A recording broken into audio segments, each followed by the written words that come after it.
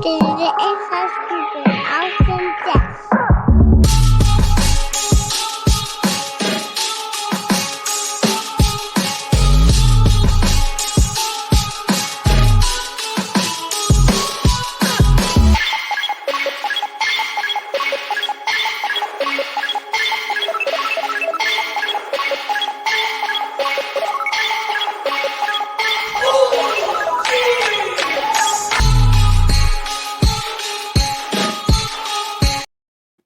Welcome to another episode of Inside Scoop with Alex and Jeff. I am Jeff Suchi Das, and we have another main ganger with us.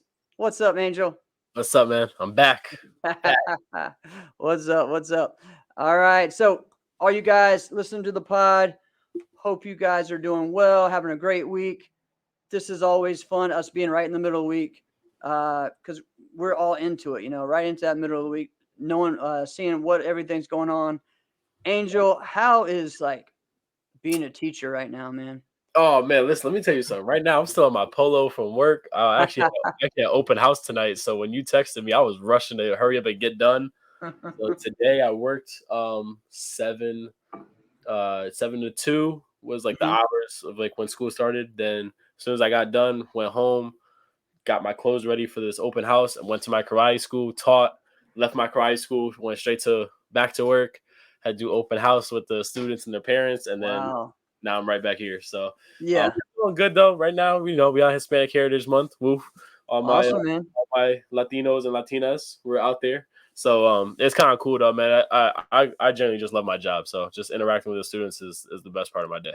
That's great. That's great. Yeah, man. Same. It's been a big week here. Lots of new students, lots of things going on. We had belt testing last weekend and the weekend before that. So just really cool to really just experience that with all the students, seeing them growing, see a lot of them inviting their families to be involved in it more, which wasn't necessarily the case. So it's been a big thing for us to really have them invite friends and family.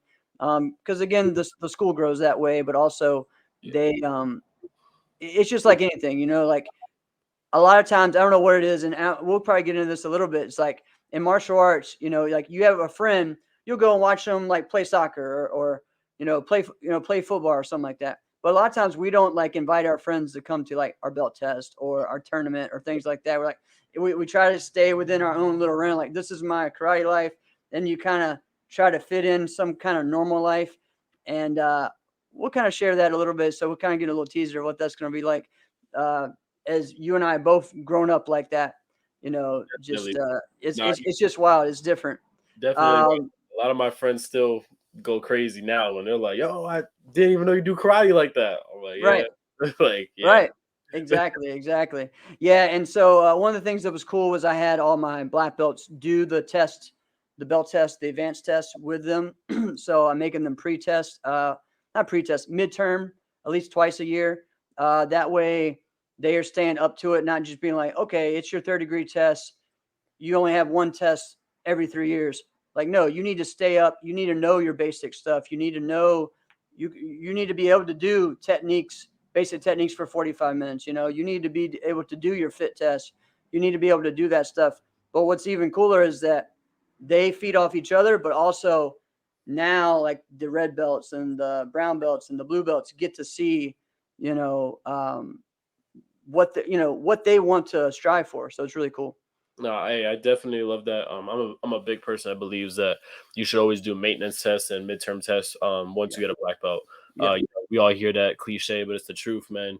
The journey just starts once you get to black belt; it doesn't end. So. Yep. Yeah. And so that's a big thing that I'm really pushing is making sure my students know I'm still training and they see it, so that's what's all been going on.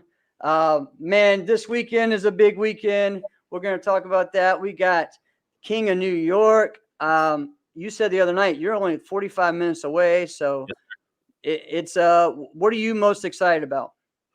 Personally, I am most excited about just the competition that's going to come out. We haven't had a King of New York, just like how we had a Philly Pro-Am in a long time. So right. For the people that don't know, Philly Pro-Am, King of New York, I'll even throw in a KTOC in there. Just these New York tournaments. I can describe it for you, but you wouldn't know what it's like until you're actually there. I mean, Yeah. Jeff, Yeah. you and I have gone to KTOC together 1 year before I Yeah. both saw each other. Right. It's like a different, like, everyone knows New York is like the mecca when you talk about like baseball, basketball, performing, anything, you want to just do it in New Right. York. You could do it in New York, you could do it anywhere. And it's True. just something about when you're in that zone of New York, the fighting's different, the forms are different, the competitors you don't see, but they can give you a The run. grind, man, it's real grimy. It's different. And like I always use that word, like grimy, right? There's only one place that I've ever fought in that gives me that New York type vibe, and that's been Florida. When Yeah. their tournaments get like just that grimy, like you gotta Yep. tough it out, if we're talking about fighting, like there is no late hits. Like you keep No, your you hands just the whole keep time going. fighting. Yep. And Yep. when it comes to forms, like you gotta be raw to win Yeah. these forms. Like it's something about just King of New York and just this little hub that is just different, man. It molds you. And that's why a lot of people talk about just like my grittiness, my heart, my grind. That comes from that New York area. Yeah. Yeah. Yeah. So for me growing up, those were there were the AAA tournaments, and then you had some AA and some single A that you had to kind of hit. So that way you kind of stay. And a lot of those tournaments were up there. Yeah. I went to tournaments in Atlantic City, New Jersey, Philly, New York, all these different ones. And that just like we were going against the Santiagos and Yeah, man. and KA's teams and all those guys. And it was tough, man. University, What was that? Yeah, Ninja. Yep, Ninja University. Yeah, just a lot of it's just different. And for me, growing up in the South, it's completely different. It's just like a big culture shock. Like my first tournament, NASCAR tournament as a black belt, was in New Jersey, and it was called the Garden State Nationals. It was Ron Malone's tournament, Cha 3, his whole Kimpo system, and I actually knew those guys because they had a school down in Virginia that they had a big tournament at. And so I went up there, saw my first hit and run, saw my first robbery, lots of crazy things. I was 10 years old, so we went up there and, won first place in forms, beating like all the people from that area, like Jennifer Santiago. And it was just wild, so it was, and then of course, she had to get me back after that in weapons and fighting. But it was just a fun experience going to those events, going to Empire State Nationals. And I feel like that's what I love about K-Talk as well as King of New York and Philly Pro-Am. Those three are keeping that culture going and that vibe going that we need, So listen, man, I could just like a quick little story. Just as we know, like last year, Ricka and Sue and Jesse King, they would collaborate on the Independence Cup. Right. They had 2 last year. So the first one I didn't compete at. I helped judge this, and the first one was good, but it wasn't that New York vibe because that was the first New York tournament where people were able to compete in person. The last one was in December, and that one I actually competed in, and it actually got down to me and Anthony Merricks for the overall grand. And when I tell you, like, so people that don't know, my actual home school, I'm from like the Bronx in terms of where I trained. I would drive from Connecticut to the Bronx every week, 3 times a week, like an hour and a half drive just to train. So I consider myself like I am a New Yorker, like true and true. You can see it the way I talk, the way I fight, all that. And to know when I was in that building and you had just like, it was an old school energy where it was like Queens versus the Bronx, KTOC versus Next Level, like everything that makes it a New York vibe, it was there. And when we both got done, you had Jesse on the microphone commentating the whole fight.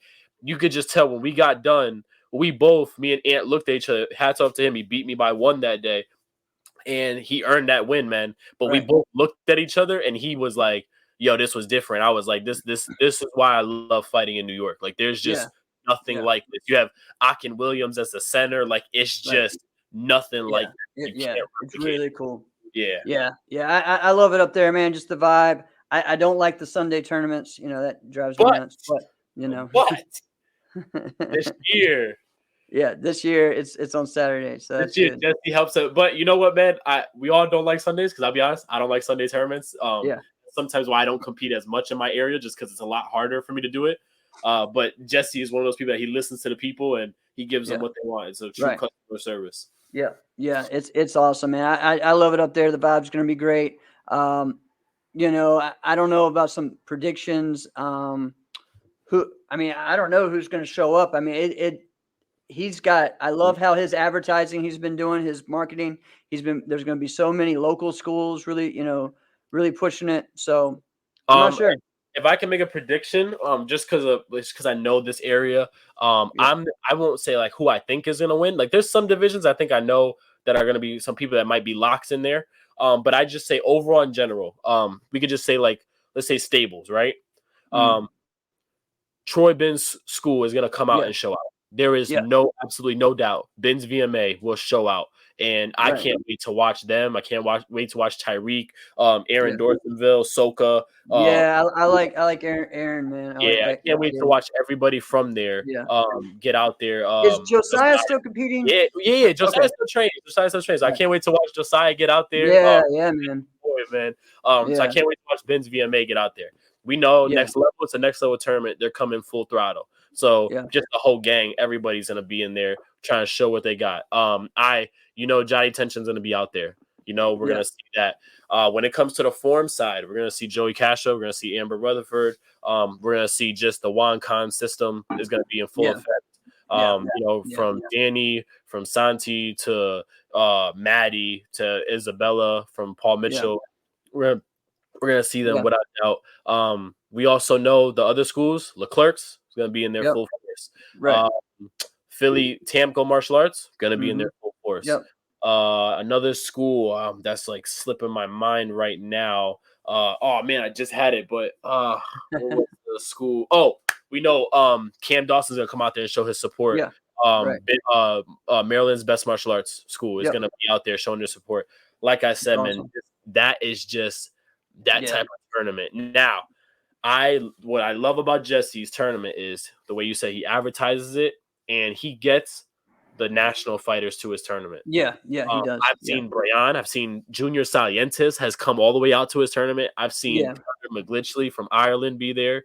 Kevin Walker usually comes. Yep, I've seen the Canadians, so KMC will come out. And he said he has several Canadian schools coming out. So So he gets the KMC. He gets Trevor Nash's schools to come out. He gets, man, when I tell you, in terms of like I said last time, like for us in our area, King of New York is a big deal. Like you want to be the King of New York, and that's it's just a bragging rights that comes to it. And in some ways, man, it's bigger than winning some national tournaments. As crazy as it may be, it's the truth. I get that because I know. Just again, like I was saying, growing up, you just felt like you went through something, and even in forums, I have a great story when I went to. Let's see, the name of the event is slipping mind, but it was a AA NASCA, and it was 1994. And it was my first year, and pretty much every tournament. This is back when boys and girls did forums against each other, and it was Jennifer Santiago back and forth, and I'm in her home area pretty much, and we tie. And so we do it again, and we tie again, and we do it again, and we tie again, and we had to do our form 4 times, and finally she got me. But it was just like you guys do your same form. Yeah, we could switch it up a little bit. We could, whatever, if we wanted to. But at that time, I was not that person like that could just switch something, which is weird now because like I don't even make up forms anymore. Like I can change things like I just get out there and just perform and do it, right? But growing up, it wasn't like that. I had if something was off a little bit, like I was so precise on all my details and trying to be clean and everything. If something was off, I just didn't know what to do, and so I tried to change some things, and it's like, no, I don't want to do this other form because at that time I wasn't really doing like traditional, so.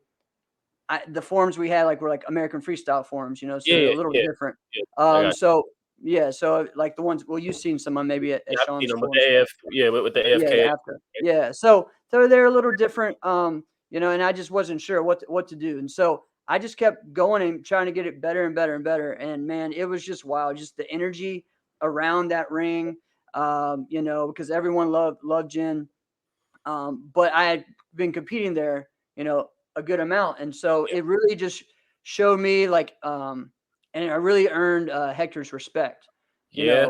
during that big time, just because of how I just kept going and was really pushing, So, and really, if you think about it, I came out of nowhere. I wasn't like Jennifer had been doing the circuit for 3-4 years. Well, that was her third year because she started when she was 8 because they had the 8 and under division. And then I kind of came in. That was my first year. So kind of being that unknown and being that winning a good amount of the events was a big deal. And so it's really cool to see that and to do that there too, Oh, listen, man. And the one school I did forget, I cannot forget my dogs that I train with. Cannot forget Bailey and Brandon, Mr. Right. Yeah. They'll be there. Dogs. But one thing I will say this, man, and I'm a product of this. Like, I really am a product of this. This is something like it's gonna sound crazy to people, and I say this all the time. One of my biggest accomplishments this year was finally getting, in a way, I just kind of got like that little notch from the New York area that Yeah. like, oh, he's on that come up. I think one of my biggest things was I always wanted to be put in that same breath as like the elite fighters from my area. We can Yeah. name all of them, whoever they are, but I just felt like my name was always out and my goal was to always get put in that. And as we know, like just some of the people, Aziz, Jadi, just different people, right? They'll come out, they'll be like, oh, this guy is, he's on the up and come up, all this and that. And there was just a few tournaments this year that I did that I won in New York and New Jersey. And just people are like, Nice. hey, like, he is on, like, we have to put him at least that he's making his way up that ladder to just Right. be a great in my area. And like I said, man, it's just what's so hard, like how you said, to break into that New York, like Yeah. once they embrace you, Yeah. it's Oh like, yeah. Yeah. It's different. Yeah. I mean, I know for me, when I finally was able to get back up to K-Top, it was just different. It's like, all right, you're one of us again. Like, all Yeah. right, it's just one of those things. So you Yeah. want to, it's Yeah. it's crazy, So man. it's cool. When you get to do all that stuff, and like I said, at Philly Pro-Am, when I was able to just when I was able to fight Bailey and just get into those, like into that finalist with Tyreek and Bailey and Cam and all that, everyone like the New York area goes like, nah, but these are the dudes. Like, this is cool. Yeah. It's just it's different, man. Yeah. And Philly's like that too, man. I love that tournament. That's a Philly's great one as well. good, So, too. yeah. Man, so guys, go check it out. Be there this weekend, Saturday, King of New York. Going to be a great event. So, Yep. we definitely give you guys what to I mean, you're Spectator, competitor, whatever. Listen, I'm not even going there to compete because of my injury, but I'm going there to spectate because I know I'm gonna see some good action that day. So whatever it is, go out there, show some love to Jesse, and you won't be disappointed. I promise that. That's right. All right, so let's get into some other topics. We kind of talked a little bit just about that, about like growing up in what we wanted to kind of talk about it last week. We kind of got a little got all over the place. First though, actually, we want to tell everyone why Alex is not here. So he had a death in the family. His father-in-law had been struggling for many years, and so finally passed away. I know that it's a rough time for them, but also a big relief as he's been struggling for many years, like over 10 years with this illness. So just keep him and his family and his wife and everyone just in your prayers. So Sure. So yeah, and he'll be back probably next week, so, or the week after. So but yeah, as far as what I was talking about with like not inviting friends to martial arts and stuff, right? So for me, growing up, especially in a real small town, all right, my town has 1,500 people in it. Okay, so it's pretty small. So, and everyone's real tight knit, right? So for me to be someone who travels every weekend, like one year I literally missed 40 days of school, like to compete, and all of them were, and back then, all of them were excused absences. So they like my school, my principal was good with me going to tournaments. Like at the beginning of the year started when we went to registration, I had the whole list of where I was going to be, what I was going to do, and I gave it to the principal to said, okay, they're all excused. Then I went to every single of my teachers and showed them, okay, and I'm going to print off all the books, and like literally I was doing homework on the plane, everything like that, right? I was that guy. I wish. I wish. Now, when I went to college, that was not the case. They were like, "No, you're done." I'm like, "Oh man," but yeah. So being gone a lot, I really, I didn't really have that close knit group here. You know what I mean? Like I was the karate guy. I was the one that was gone all the time. I had some friends, some close friends, but it wasn't the same. I had not really anyone. The ones that I was close with were the ones maybe I did karate here. But again, once I started really traveling, even in my school, there wasn't really people that were traveling like I was traveling, right? In my martial arts school, I went and did this on my own a lot. It was my mom and I doing this, going to the tournament. So my close knit crew was at tournaments. It was like you're hanging out with your best friends, when you're going to these things. So, what about you? What is it? What was that like for you growing up? To be honest with you, so I'm not making this up, guys, when I say this. A lot of my friends didn't even know I did karate until maybe a year and a half, 2 years ago. Right. I so like for me personally, like where I grew up in, the town was right next to a big city, and the city I'm next to, it's like like literally a minute away. It's like one exit away Mm, from the city, and that city has like a high murder rate. yeah. It's like on the list, like the top 10 in the country. So for me, I never told anyone I did karate, and my mom kind of brought me up and said, "Don't ever tell people because you Yeah. don't want to try and pick Yeah. fights with you." Yeah. I never told anyone, and I was like, honestly, even when I was in college, you only way you knew I was in karate is if you saw me, if someone posted about me, but Right. you never saw me saying Yeah. like, "Oh, I do karate," and I'm telling Yeah. people. Yeah. Yeah. Um, Yeah, I never did that either. It was just like people knew or saw, and I would do a lot of demos and stuff with my karate school, and it would just be like things like that they would find out. and that's Yeah. really the only way people found out when I was in high school or anything was just through demos. Yeah. And for me personally, like I know people really think I lie when I say this, but I didn't even really do tournaments until I hit like 15. I didn't do Yeah. Yeah. I remember that. I remember because I guess that was when Hayabusa. when Hayabusa Yeah. started. Like I think like Sam just started bringing me out. Yeah. Yeah. Because I remember that was the first time I think I met you was at DC. Yeah, Yeah. exactly. And that was Yeah. it. And like that's when Sam just brought me out. Yeah. And I always tell that story. We were gonna go, and that was the first time NASCAR started doing underbelt night shows. So Mm, people didn't know I was actually a brown belt, so I hit like 18. And right. I was like so dead set I'm gonna do brown belt. And we get to the tournament, he hands me a black belt and says, "Hey, you're fighting teams with Team Hayabusa." Yeah. And, Yeah. I remember that. and I was like, I don't think there's like the time to like really like do this. Like I don't think Yeah. I'm ready for that. Crazy enough, I actually won the fight. We lost overall, but I won my fight. Right. But just like that was like the first time I actually started doing tournaments. So I never even really left my school like that. I would do like KTOC every once in a while, Mm, and I just never did tournaments. So once I got like honestly, it was once I got to college, but once I like graduated college, like then I started just then to you said, "Yeah, I'm yeah, ready." 'cause Yeah. it Yeah. was That's cool. and like I said, just by that time, people knew because whether it was Century, different people posting it, eventually it was going to get Yeah. around. So Right. that was all. Yeah, so with me, man, I've done this for so long. There's been so many ups and downs, like I'm 38 years old. I've been in martial arts since I was 4.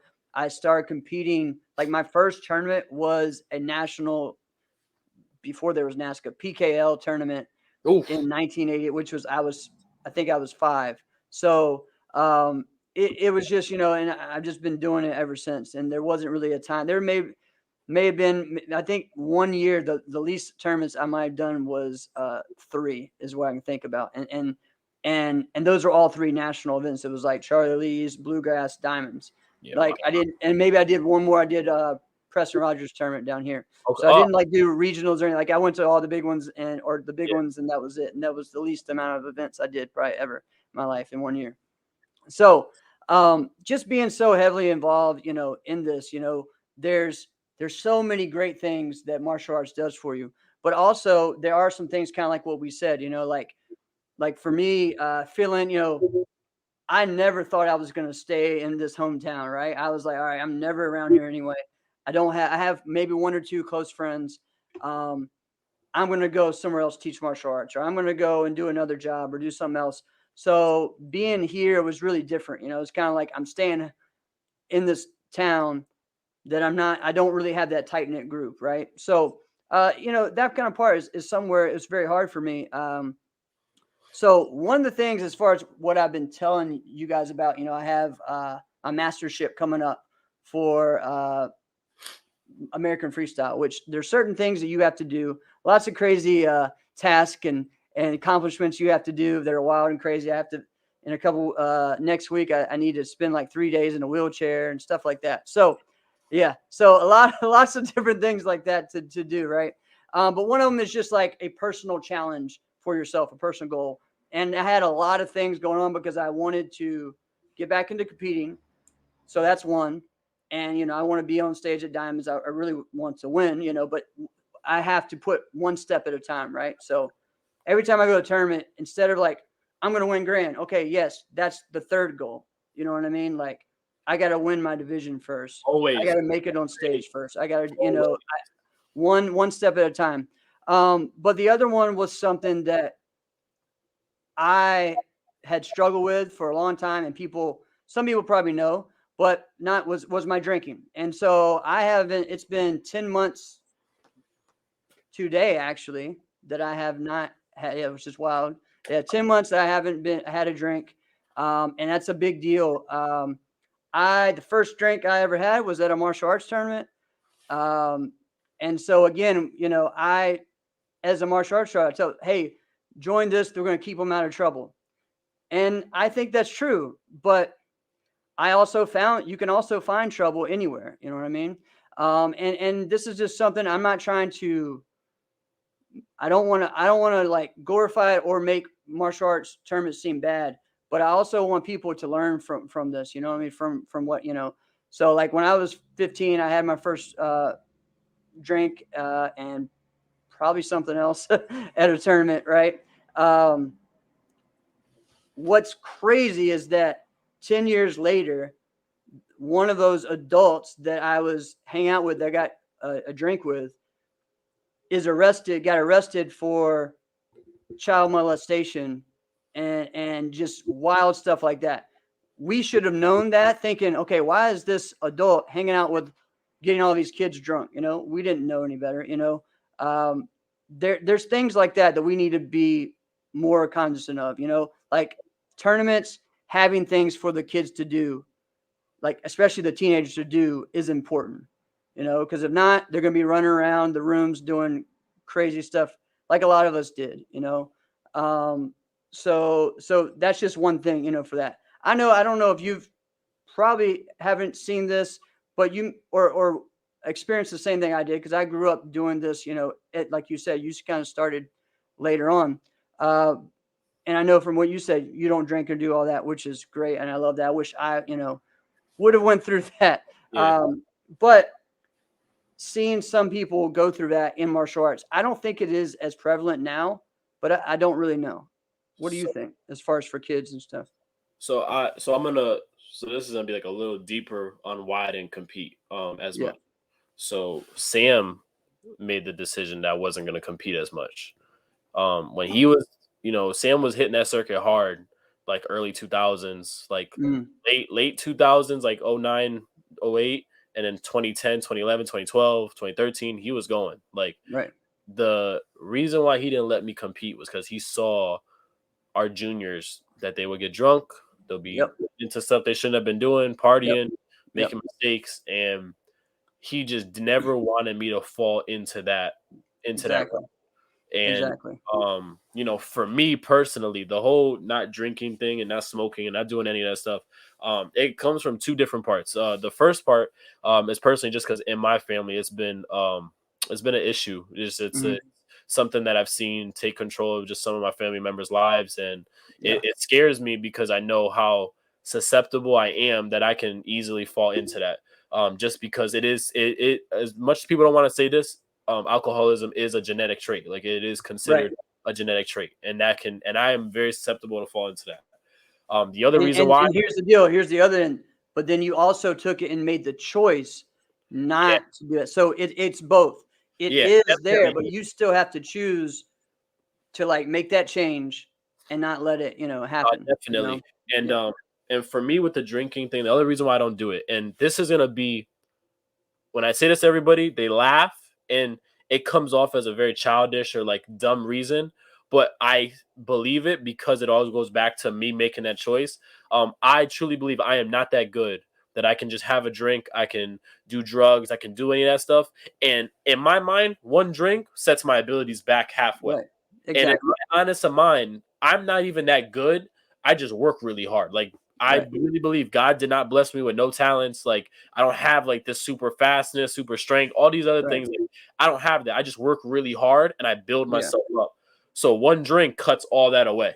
But it always leads back to I just remember my brother always telling me like I want to bring you to these tournaments, and he told me like it's not that I don't think you're ready. It's that I don't want you to get caught up in the wrong In the stuff. crowd. And Yep. that really does That's make awesome, a difference man. because I That's will awesome. say, man, like as much as I was 15, 16, 14, telling him like, man, but I'm going to Coach Conroy's, like I can hang with anyone. Trust me, like you Yeah. got to let me do this. His whole thing was like, you'll get your time. Like just Yeah. don't, like I just don't want you to get mixed up into that. And like I said, man, like I thank him every day for it That's because so cool, man. like I said, I had to make that choice. And obviously I go to college, I go do anything as I grow up. I can make all these choices. I could do whatever I want now and it could affect my life. But it's from him laying that groundwork down Yeah. that now it's just made me so disciplined that, like I said, like it's all in all seriousness, like we could get like a margarita, something just like that. I could only have like 3 sips and then that's like I can't finish it. It's like all right, Yeah. take it. Yeah. It just Yeah. doesn't work for me. So for me, man, it's that thing of I never really thought that I did it that often. Really, maybe again, if you compare yourself to other people, you probably don't. I probably didn't drink as much as many other people, but I couldn't stop at one, and that was just the way it was. I think part of it was I took it as a competitive type thing. I'm such a competitor that, and this is where, especially in college, people do this. That's why people get sick and get sick and die and pass away, pass out, because they make drinking a competition, For me, I kind of always was like, it sounds crazy, but like I have this compass of trying to make things harder than they really are, right? So if I'm going to, oh well, I'll drink and not go to sleep till 4, and I'll get up and I'll still win. And it was that kind of like stupid, like challenge to do it. Yeah. I told you I can do it, It was which your ego was yeah, my ego, man. And so like, I mean, people could tell you that I would stay up till 4, wake up at 7, run a whole martial arts tournament, then compete at the end and just be like, hey, I did it, won everything. But, and sometimes, and it's just like, man, like I lost so much of my, like, again, my ability and also how good I could have been, you know what I mean?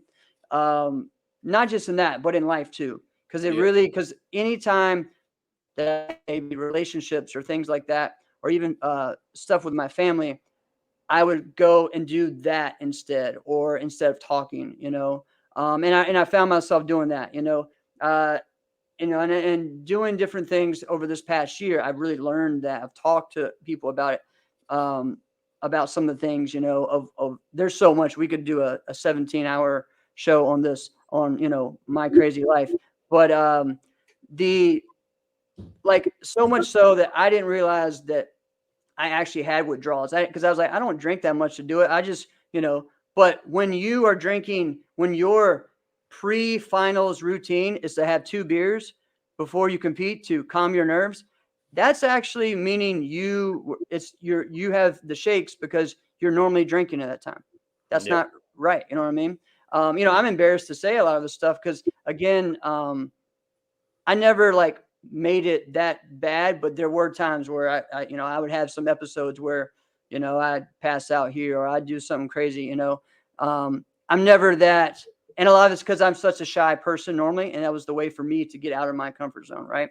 Yeah. So it was martial arts, going out, acting crazy, doing my forms, doing crazy stuff, getting on stage, being wild. And then after, keeping that going, that feeling going was what it was, and it was just alcohol. I never did anything else really. I might have smoked pot when I was younger, but that was it. Again, I always made sure I was staying in shape. Never wanted to smoke cigarettes. My dad grew up doing that. I never wanted to touch that. I hated the smell of that. And then at the same thing, it's like, I'm so strict on like what I eat. like not even, I don't even take like medicines and or any of that stuff anymore. Like I'm at a natural health doctor, all this stuff, and I've continued to do that. But that one thing was holding me back. You know what I mean? And I was like holding it tight because, oh, this is fine. It's okay. I don't do everything else, but it's okay for me to do this one thing, right? And the thing is, it really messed me up with not only relationships with people, but my relationship with, Jesus Christ, who helps me so much with this, man. I mean, I wouldn't be here right now with because so many stupid things that I'd done, and people say, "Oh, well, don't do this when you drink, or don't do it." You do not make sane decisions when you are drinking. So telling someone not to do that when they drink, that's just dumb. Like that's not going to happen. Either, and again, some people can drink and not be like that.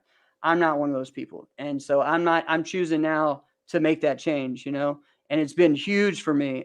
AKA was like that first tournament where I went back and I was just like, I was a little nervous on just like what I was going to tell people afterwards, like my friends and stuff, and I kind of thought that they just wanted me to be that. I was just Crazy. the crazy Jeff drunk, and that was all I was. But I found really, you know what, they really care about me. They support everything of that, So sometimes you tell yourself lies, you know what I mean, just to kind of protect yourself. And I know we're going kind of deep, but I feel like I needed to tell this for a long time. And there's so many more stories that I could, share. But guys, if you see someone, like, talk to them about it, because I for me it was that train hard, party harder type mindset, and that's not a good thing, because not only do you get hurt, but sometimes people around you do, and your loved ones, the people, like my relationship, like my fiance, it was driving her nuts that I just didn't realize that it. I was like, oh, I don't drink that much. It's not a big deal, and I didn't, but I couldn't control it. You know what I mean? And even when I say that, sometimes I'm like, yeah, you're still you probably did more than what you think, Yeah. So, I mean, hey man, first things first, I just want to just say congratulations to you. Just not just for whether you would have stepped out and said this to us, in terms of main gang, your family, your friends right. behind closed doors, but doing it on this platform, that's huge. And I really Yeah. want to congratulate you and applaud you for that, because the impact that this is going to have, we don't know, could help someone who's out there. And the next thing I want to follow with that is just if anyone needs anyone to talk to, whether it's me, Jeff, Alex, anyone on our show, whether we know you, we don't know you, you send us a message. We are all more than willing to help you out, talk with you.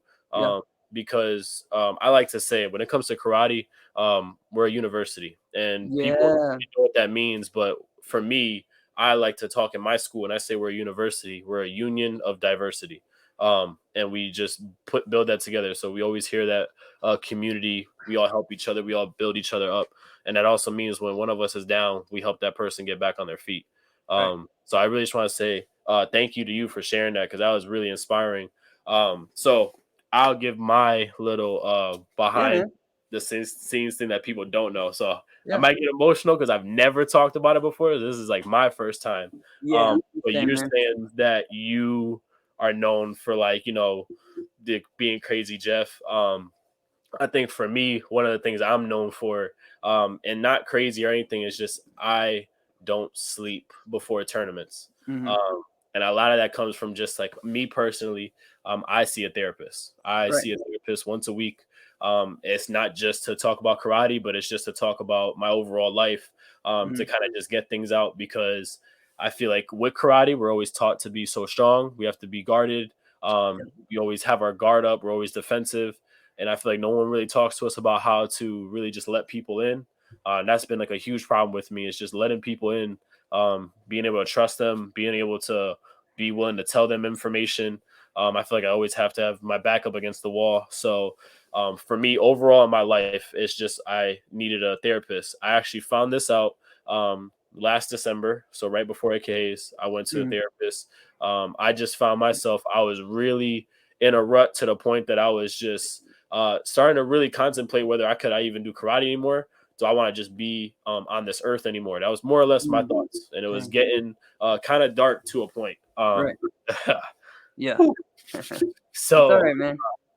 it was getting dark, and then from there, I just found that we could actually just let people in. So just going to my therapist, working it out, and then a lot of people that don't sleep, right? So the reason why I don't sleep is because you start telling yourself those bad thoughts. You start getting in, you're gonna lose, you're not gonna win. Why are you here? Why show up to just take last place? Why show up to just take second place? This isn't for you. You're not ready for this. And I think for me, the people that know that I stay up late, I'm usually training. So I find somewhere in the lobby. People have seen me sleep on like the lobby couches because I'll train, then go to sleep, then train, then go to sleep. And a lot of my best tournaments, and I hate to say this, I've won when I went to sleep at 5 a.m. and I had to wake up at 9 to be down and my ring was about to start. Right. So that all comes from just that talk that we have with ourselves. So I think you're saying how you talking about your situation, right? I've never told anyone that I go to therapy, that I seek that out, do it every week. But it's something that I do. And personally, I found that it's just made me a lot calmer, a lot more relaxed. And it's also allowed me to build those relationships, if not fix them. Because I'm someone that I could say in my relationship, I was not really the best at first. A lot of you guys that know me when I got on Main Gang, I was like more like a firecracker, like just pop off random stuff. Yeah. Like people that know me at a tournament know that I would get mad easily. It was a strategy people had when they fight me. It was to hit me late, hit me hard, because I could be beating you and it'll get me out my game. I start trying to get emotional in my fight, and then everything falls out of place from there.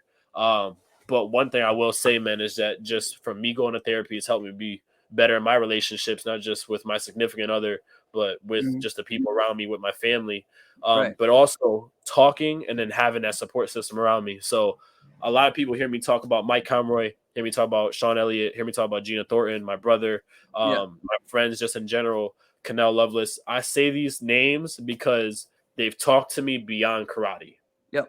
And to be honest with you, Mike Conroy was actually the first person that kind of noticed that I was off my game. A lot of you guys know, like last year at Miami, I had like a really bad like situation where it was like a knockout situation that I did. But he to pull my brother to the side, talked with me and just said, like, you weren't yourself. Like something's off about you. Like I've never seen you not show emotion when something happens, and I've never seen you do something like that and you just were able just to keep going as if nothing happened. And it took me a long time to come to grips to realize it. And then I realized, man, like something's off with me. So just being able to now open up to people, talk to them, and just having that support system that I could talk to anyone. And then I bring up constantly Sean and Canell, because Canell was someone who always talks with me, always has my back, always makes sure that I'm okay. But then Sean Elliott, and I know you know this, Jeff, just because we train with him and with Gina. And Master Elliott, he's just so big on being that champ in and out of the ring. And I've learned a lot. And a lot of people would say they would tell him, like, he's going to be a problem. You sure you want to have him in the school? He's a hothead. He's this, he's that. And he had a talk with me, but he told me just, if he has the ability to change one person's life, then he did his job on this earth done.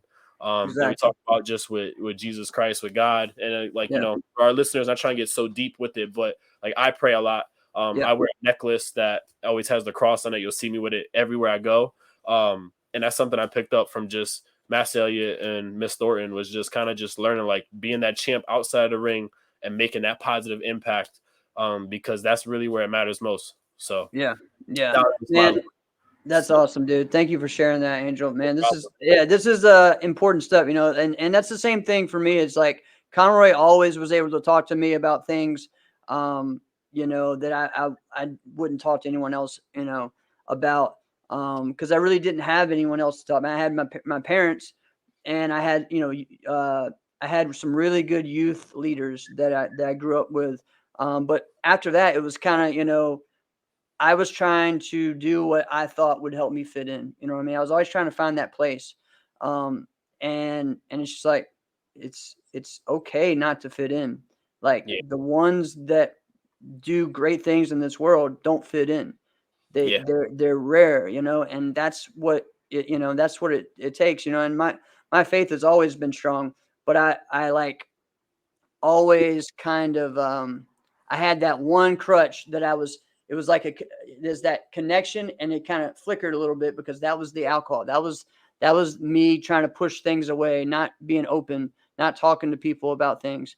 And I mean, it caused me to have many embarrassing moments, but also near like dangerous moments, like I'm not an angry drunk. I've never been in fights because of that, but you just, because I'm just not that guy, really. I don't think I'm, but yeah. So Angry drunk, but like, everyone who knows me, whenever there's a fight, I'm kind of like, right, hey, right. So yeah, man. I mean, the same thing. Just find people to talk to about.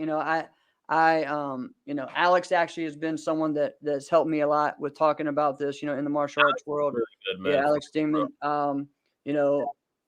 Sean. And same thing.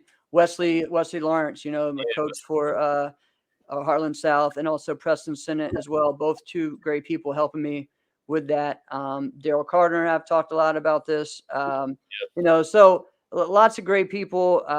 Corky Sykes being someone who was like a big brother to me, and just being like, being honest with me when I told him, it was like, why don't you just tell me about this? Like, man, I don't want you guys to think that I was weak or I was, not able. Yeah, go ahead, man.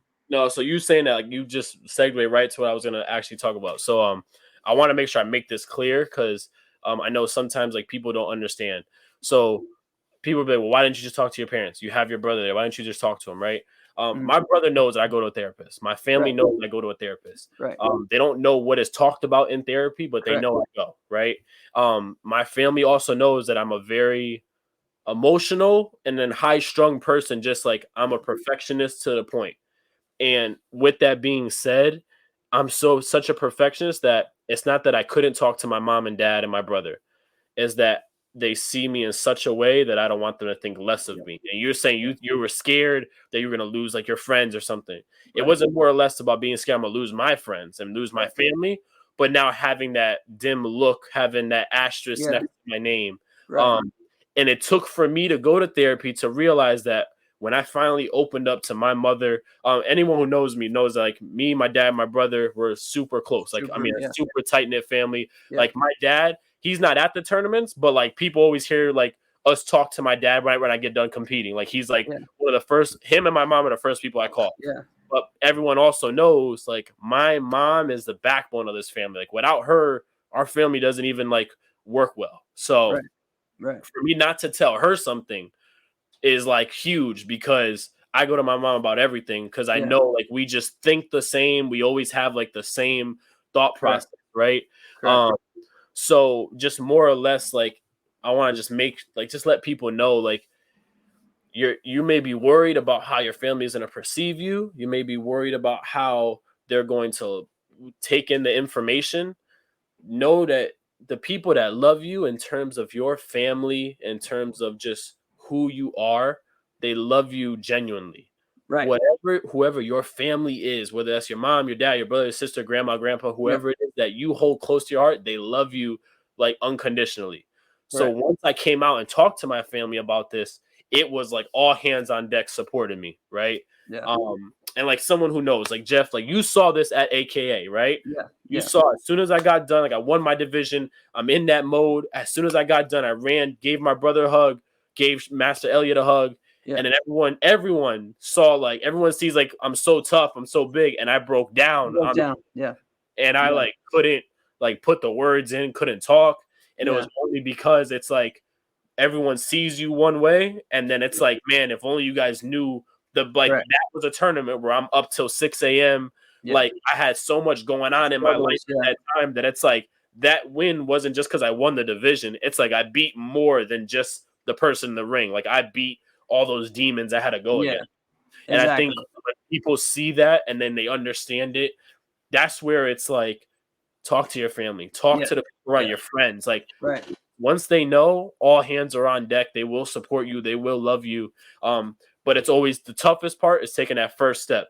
is always that first step is always the hardest part. It is, man. It is. Yeah, and for me, I had that many times, and like I said, I it was that thing of me almost trying to be that person that like overcame stuff, right? Almost to a default. And it's like, yes, you can, but you don't always have to overcome. You can just be your best without like having to always go through a struggle, like don't put those struggles on you, even when I was being, I was a promoter and I had to take on the big task of what I thought is I had to save the NBL, and I put that pressure on me, which was super tough. And, it wasn't successful, and I'm glad because it wasn't meant to be. It wasn't something that I should have been doing. I learned it. I got through it. It was a experience, but it was making me miserable. It was making me hate what I love and making me hate what God put me here to do. Like, and that should never happen, like there should never be a point where Jeff Doss doesn't like martial arts, because that doesn't make any sense. Right. Dude, like, I love this. Right. So it's like, you have no idea. You're saying that it's like so crazy how much we connect on that level. Cause like I talk about like friends supporting you, right? And family supporting you. 2 weeks before Chicago, me and Sam trained on a Saturday and we got done. And it wasn't that I wasn't at my best, wasn't anything. I got done. He left. He had to go somewhere. And I just looked in the mirror and I was like, I'm not going to Chicago. And everyone thought I was going. I was like, I don't want to go. Like, and it wasn't because I didn't want to go. It's because like how you said, like, I just was like, I just don't want to do this. Like, I just don't want to go. Don't want to go. And I have friends calling me, asking me, when did you get your ticket? And I'm giving them a runaround answer. Like, that's right. This time. Yeah, I remember that. 3 days. You remember 3 days before the tournament, they found out I wasn't going, and everyone, and these aren't even like my teammates at the time. It was just my friends that do karate with me. Yeah. They're like, yo, you're going. Yeah. Like, you just won a world title last year. Your first year out, you win a world title. And then you're not going to go and at least give yourself a chance. Yeah. And I'm like, man, everything's going bad right now. I don't want to do this and that. And they're like, so you're really going to like wonder what if, and everyone was pushing me. They're like, you're getting the ticket. And I got the ticket, like, again, still just kind of like, oh, I don't know if I want to go, this and that. And then for you, like how you said, sometimes it's just, you make it so challenging, but sometimes you just have to look at it and just do it. Just trust that process. Just do it. And that's why I just laugh, man, just you saying that. Cause it's like, I after I got done, it wasn't even before I competed. Once I got there, I had that moment like you. It's like, why should I hate this? Like, I love doing this. Like I would always for years tell my brother on my birthday, I just want to go to a karate tournament. Like, that's all I wanted to do. Right. So it's like, that was something that, like how you said, it's just, we shouldn't hate what we do. If we genuinely love it, we shouldn't hate it. Yeah, I mean, every year on my birthday and on Christmas, I was at a karate tournament, so it's like, but man, this has been great. Let's finish with a couple minutes about someone who's his birthday. And we've already mentioned him a couple of times, but it's Mike Conroy's birthday, and this guy means a lot to both of us. Mike Conroy is my coach, but he's also kind of like an uncle to me, is the way I've kind of really, or just a very, a mentor, someone who I've had great times with, fun times with, learned so much from. I've been to his house several times. I've been, just traveled there just to stay with him. Been through a lot of things with that man, and good, bad. And, but man, that's someone who I always know has my back, and still tells people, like to this day, about me, that like he thinks I'm one of the best teammates there is, because I just lived and breathed that, especially those elite and CJB years, and I was there for everybody. And a lot of that was because of just him being that leader to inspire us to do that, So. For me, man, coach is just, I went to him when I was 14 years old. To be real with you guys, like Sam just brought me on a random day. Yeah. Brought me when I was 14. He knew Sam had a brother, but he didn't know like how old I was, what I did, anything like that. And just from day one, man, he just took me in and just has helped me consistently. Like, people don't know this. Like, I was on his team. I'm not on it now. And people swore that there was like a beef between me and him, and there was like tension and this. And a lot of people saw us when we went to a tournament together, that we were laughing, joking, talking to each other, having like conversations. And it's to the point that, like, if we're going to the same tournament, I'm like, yo, coach, you want to ride? Like, let's go. Like, we'll just get in the car and head out. Because I still train there every Wednesday. Like, I'm still actively training at the school. Like, and I think the one thing, how you said, it's like that uncle for you, that father figure for me, just like, just reiterating what my brother says and then giving me that different perspective on how to see it. And one thing I love, man, about coach is that he's always made it sure to let me know, man, that like it's bigger than karate. Yeah. Our relationship is just bigger than karate. Yeah. Our, like, what we do, like the way we interact. You've been to his house. I've been to his house a bunch of times. Like, you know, interacting with, I've known Tyrus since he was like, was born. Well, yeah, you know, he was born. I know him since they're like 6. Like, me and Tyrus trained together for the longest. Melissa, like, just treated me like family. Like, I'm one of her sons. Exactly. It's amazing. So it's just, I think for me, it's just been something that I gotta say, man, like, coach has been there, not just for me, but for my brother, has helped us with everything. You know, we still both go to him when we need help, advice on anything. We still go to him. Yeah. Yeah, man. It's just, he's a great guy. You know, one of there's so many great moments, you know, for me, there's so many that I just think of. But one was where we went to, it was just a cool time where it was really just me, my mom, Jason Tankson, and Conroy, and also Spencer Arrington, who was the coach. We went to Indiana for the WKA USA trials, right? And it was just like, it because normally it was the big team and everything, and just this time it was just a select few that went, and just really getting to had that time where he focused on me and in so many different ways, you know what I mean? Like I was the forms guy, you know, of the team, but he made sure that he was there for me every single thing. Like if I was fighting, you know what I mean? He was right there for me always. And I never had that before, you know, as far as like on the other teams of, you know, that being that happening.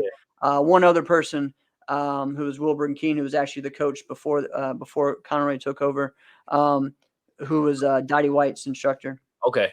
And so, but man, Conroy just, you know, just an amazing person, and just a fun person too, a funny person. My favorite thing is being on that plane with him. We were going there. We all flew kind of together on and sitting next to him, and he's all like, I'm like, dude, you have to like pray. Just close your eyes and pray. He's like, no, man, direct flight. It's going to go right up to Jesus. It's going to go right there. I'm like, all right, man, whatever. That's cool. But he was so scared. He doesn't like flying, right? And so it's so funny because I'm sitting there like, dude, you've been traveling for all these years. You don't like flying? Like what? He'll drive anywhere, though. That's the craziest thing about it. Yeah, and he will. Well, I mean, just like the word, still he doesn't beat Sean, though. Sean, it's a whole no. You know how Master Elliott is.